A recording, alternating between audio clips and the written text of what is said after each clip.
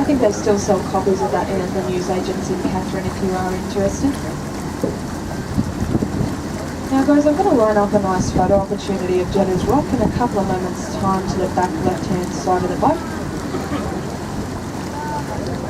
And there's also a freshwater crocodile on this rock to the front right-hand side of us.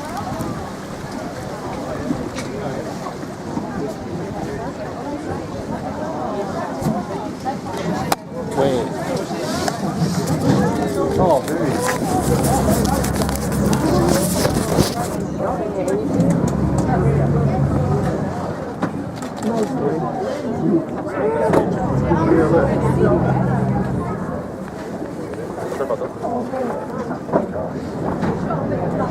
Couldn't care less, did he? Go for him.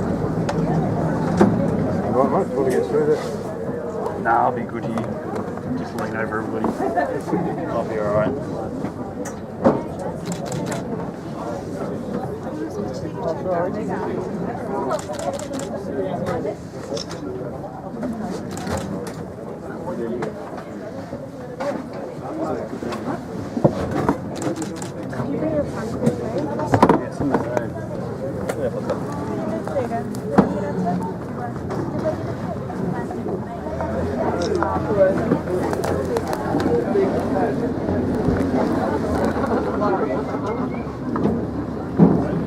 We're going to do one last drive-by of this croc, and then we'll swing around to the left, and you're going to have that nice shot of Jedders.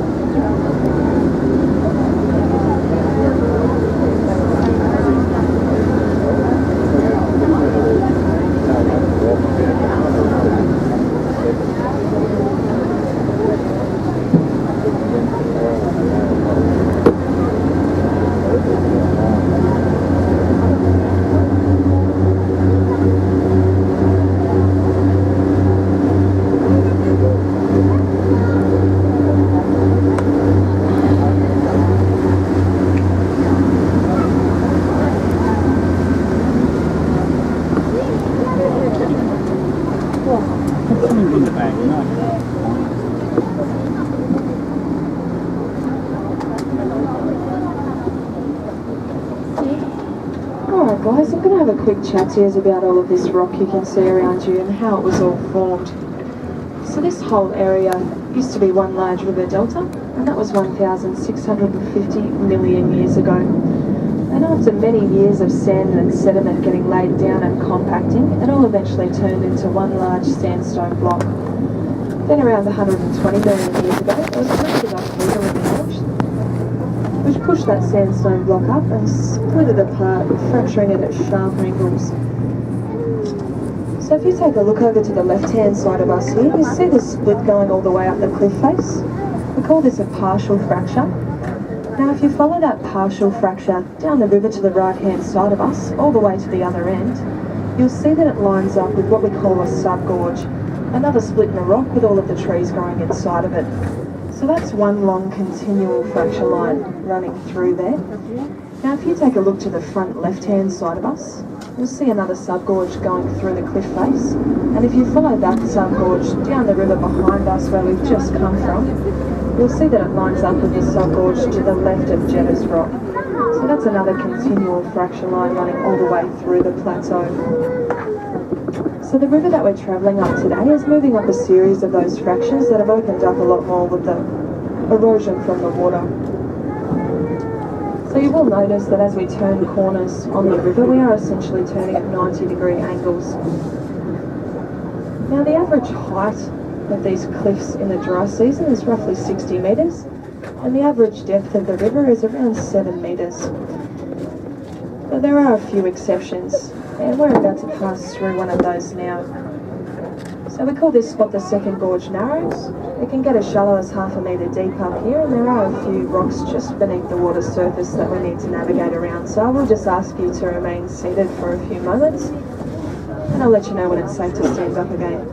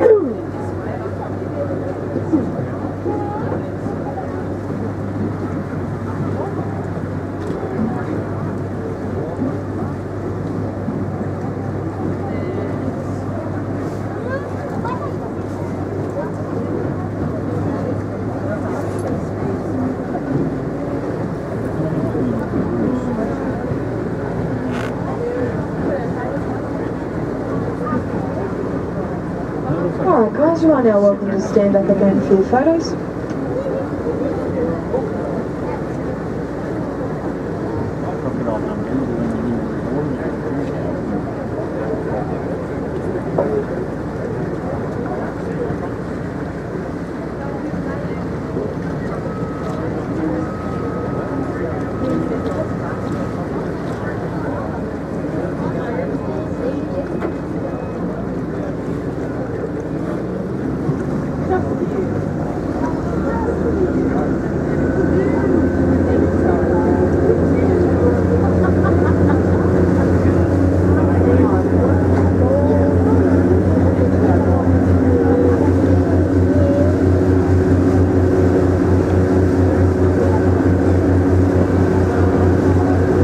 You've got your cameras ready guys, because coming up around the next corner to our left is probably the most photographed section of the gorge. It's called the Katherine Canyon.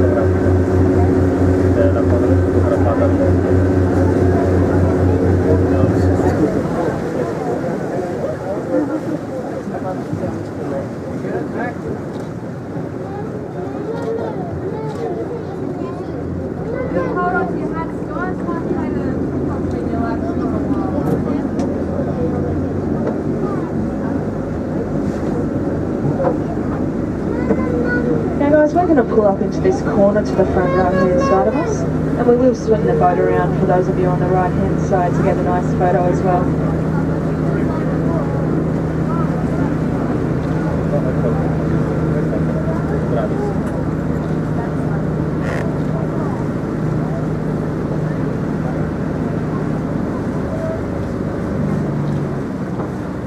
Now this sub-gorge coming off to the right of us, this is called Butterfly Gorge.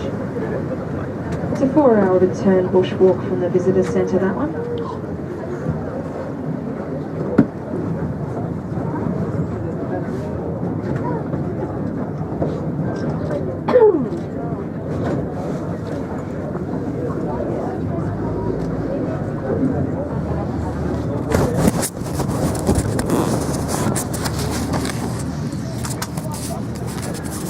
Now guys, we've just gone from one extreme to another.